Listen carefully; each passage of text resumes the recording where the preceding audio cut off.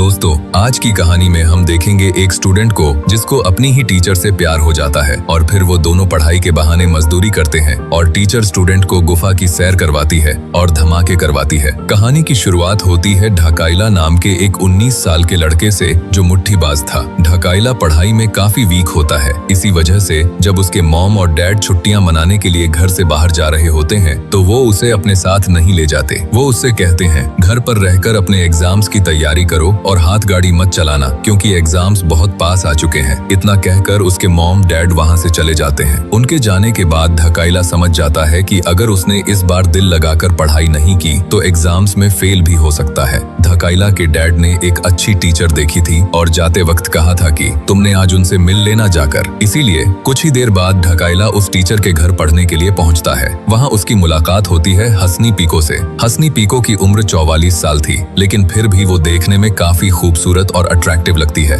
Hasani pico ढकाइला से पूछती है, तुम पढ़ाई में इतने वीक क्यों हो? ढकाइला जवाब देता है, मेरा पढ़ाई में बिल्कुल भी मन नहीं लगता। मुझे पढ़ना पसंद नहीं है। मैं सिर्फ हाथ गाड़ी चलाता हूँ और बस इतना चाहता हूँ कि किसी तरह अगला एग्जाम पास हो जाऊँ। ये सुनकर हसनी पीको मुस्कुराकर कहती है, हाथ गाड़ी चलाना अच्छी बात नहीं, तुम पिंकी ढूंढो और अब तुम टेंशन मत लो। जब तक तुम मेरे पास पढ़ोगे मैं पूरी कोशिश करूंगी कि तुम एग्जाम्स में अच्छे नंबरों से पास हो जाओ और हाथ गाड़ी भी छोड़ दो। इसके बाद हसनी पीको ढकाइला को पढ़ाना शुरू कर देती है। वो उसे बहुत ही फ्रेंडली तरीके से पढ़ाती है ताकि उसका कॉन्फिडेंस बढ़े और उसका पढ़ाई में इंटरेस्ट भी बनने लगे। साथ ही वो ढकाइला को काफी सारा होमवर्क भी देती है। होमवर्क इतना ज्यादा होता है कि ढकाइला पूरी रात जागकर मेहनत करता है और अगले दिन सब कुछ कंप्लीट करके हसनी पीको के पास पहुंचता है। जब हसनी पीको उसका होमवर्क चेक करती है तो वो काफी खुश हो जाती है। वो कहती है, एग्जाम्स में तुम्हारे काफी अच्छे मार्क्स आ सकते हैं, मेहनत करो बस। वो ढकाइला को दोबारा पढ़ाना शुरू कर देती है, लेकिन पढ़ाई के दौरान ढकाइला का ध्यान किताबों से ज्यादा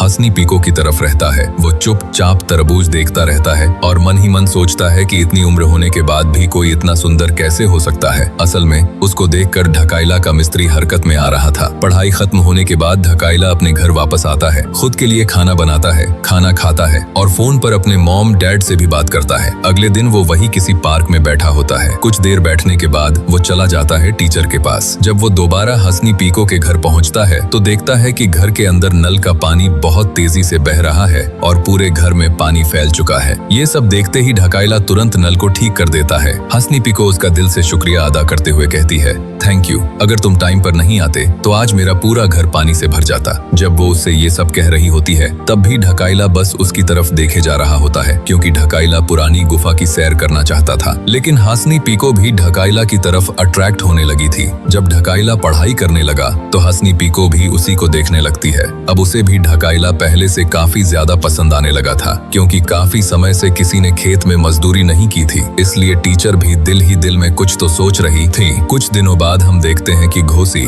यानी हसनी पीको की बहन उसे अपने घर बुलाती है। वहां पहुंचने के बाद घोसी हसनी पीको से कहती है, मैंने तुम्हारे लिए एक बहुत अच्छा लड़का देखा है, एक बार उससे मिल लो और उसे अच्छी तरह जान लो। इसके बाद हसनी पीको उस लड़के से मिलती है, लेकिन उसे वो लड़का बिल्कुल भी पसंद नहीं आता। इसके बाद हसनी पीको वापस अपने घर आ जाती है। दूसरी तरफ ढकाइला दोबारा ट्यूशन पढ़ने के लिए हसनी पीको के घर पहुंचता है। अंदर जाकर ढकाइला देखता है कि हसनी पीको अपने रूम में कपड़े बदल रही है। ढकाइला उसको देखता रहता है किसी शिकारी की तरह, लेकिन उसी वक्त हसनी पीको की नजर भी ढकाइला पर पड़ जाती है और वो दरवाजा बंद कर देती है। कुछ देर बाद हसनी पीको बाहर आती है और हमेशा की तरह उसे पढ़ाना शुरू कर देती है और कुछ नहीं कहती। लेकिन आज ढकाइला का पढ़ाई में बिल्कुल भी मन नहीं लग रहा था क्योंकि आज तरबूज देख लिए थे। कुछ देर बाद वो जाने लगता है और कहता है, सॉरी, मैंने गलती से तरबूज देख लिए। लेकिन पीको कहती है, कोई बात नहीं। रात को तरबूजों के बारे में सोच के ढकाइला हाथ गाड़ी चलाता है। अगले दिन ढकाइला हसनी पीको के लिए उसके पसंदीदा फूल लेकर आता है।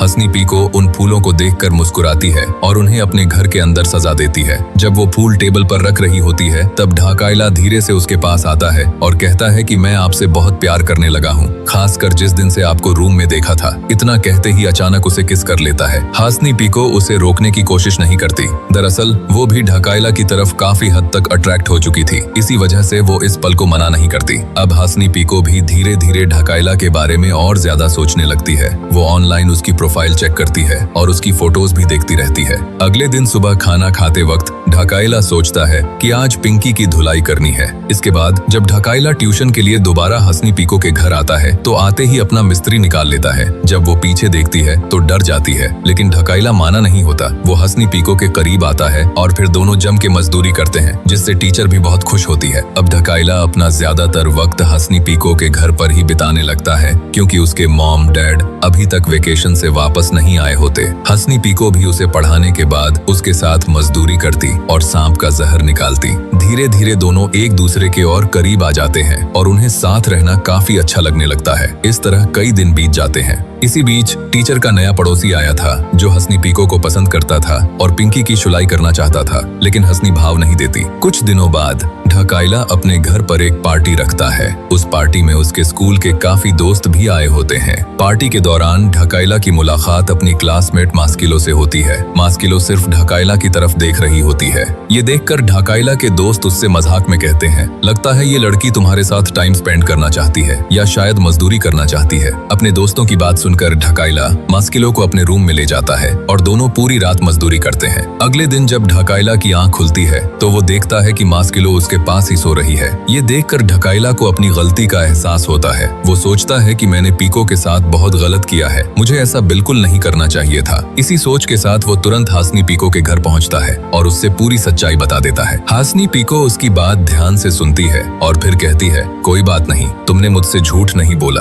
तुमने सब कुछ सच सच बता दिया, मेरे लिए बस इतना ही काफी है। और फिर कहती है कि जो भी है, पुरानी गुफा नई से ज्यादा अच्छी है। वो कहता है, हाँ पुरानी बेटर है। इतना सुनकर वो ढकाइला को गले लगा लेती है। इसके बाद जब ढकाइला वापस अपने घर आ जाता है तब हम हंसनी पीको को देखते हैं, जो ऑनलाइन ढकाइला की प्रोफाइल देख रही होती है। इसी दौरान उसकी नजर एक फोटो पर पड़ती है जिसमें ढकाइला के साथ एक लड़की भी नजर आ रही होती है। यह फोटो देखते ही हंसनी पीको के दिल में जलन सी होने लगती है। अगले दिन सुबह ही मास्किलो उसके घर के बाहर होती है। वो पूछता है, क्या बात है? वो कहती है, मेरा कुछ रह गया था तुम्हारे रूम में, वो लेने आई हूँ। फिर वो मास्किलो को रूम में ले जाता है। वो अपना सामान ले लेती है और जाते वक्त वो कहती है, पार्टी की रात बहुत मजा आया। असल में मास्किलो पसंद करने लगी थी, लेकिन ढकाइला भाव नहीं देता। इसके बाद रात को जब ढकाइला दोबारा हंसनी पीको के घर पहुंचता है तो वो देखता है कि हंसनी पीको ने एक बहुत ही खूबसूरत ड्रेस पहनी हुई है, जिसको देखते ही ढकाइला गर्म हो जाता है। कुछ देर बाद दोनों एक साथ बाहर घूमने के लिए निकल जाते हैं। चलते वक्त वो एक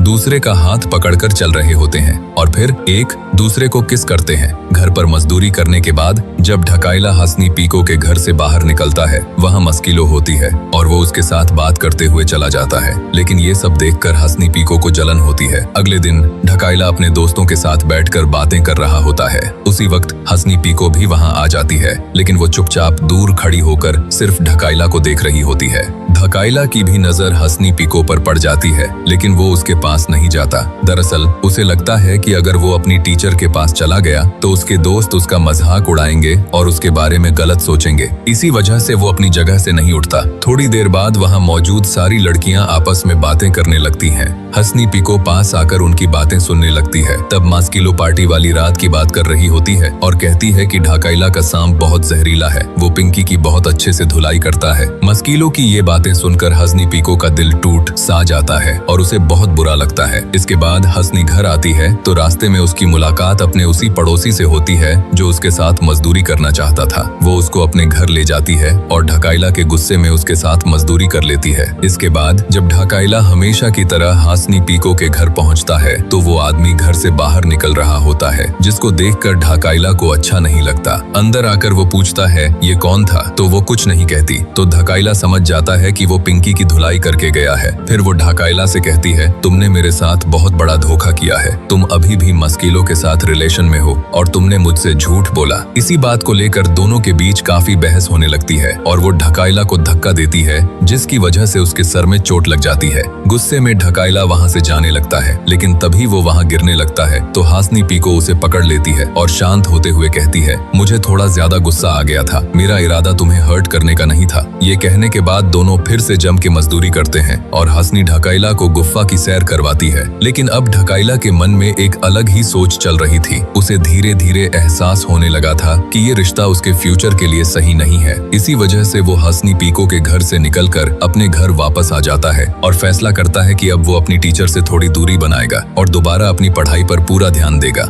इस फैसले के बाद ढकाइला धीरे धीरे हसनी पीको से दूरी बना लेता है और एक बार फिर अपनी पढ़ाई और अपने फ्यूचर पर पूरा फोकस करना शुरू कर देता है। कुछ दिनों बाद ढकाइला के मॉम डैड भी वेकेशन से वापस घर आ जाते हैं। सब कुछ पहले की तरह नॉर्मल होने लगता है, लेकिन इतनी दूरी बनाने के बाद भी ढकाइला के दिल से हसनी पीको की यादें नहीं निकल पाती। वो अक्सर उसके बारे में सोचता रहता था। समय बीतने के बाद ढकाइला अपनी हायर स्टडीज के लिए दूसरे देश चला जाता है। वहाँ वो अपने नए दोस्तों के साथ आगे बढ़ने की कोशिश करता है और अपनी जिंदगी को एक नई डायरेक्शन देने लगता है। एक दिन जब ढकाइला अपनी दोस्त के साथ कहीं जा रहा होता है, तभी उसकी नजर सामने चल रही एक लेडी पर पड़ती है। एक पल के लिए उसे महसूस होता है कि शायद वो और कोई नहीं बल्कि हसनी पीको ही है। ये सोचकर ढकाइला उस लेडी के पीछे चलने लगता है। जैसे ही वो उसके करीब पहुंचता है और वो लेडी पीछे मुड़कर देखती है, तब ढकाइला की हैरानी की कोई हद नहीं रहती, क्योंकि वो सच में हसनी पीको ही होती है। हसनी पीको को देखकर ढकाइला कुछ हो जाता है,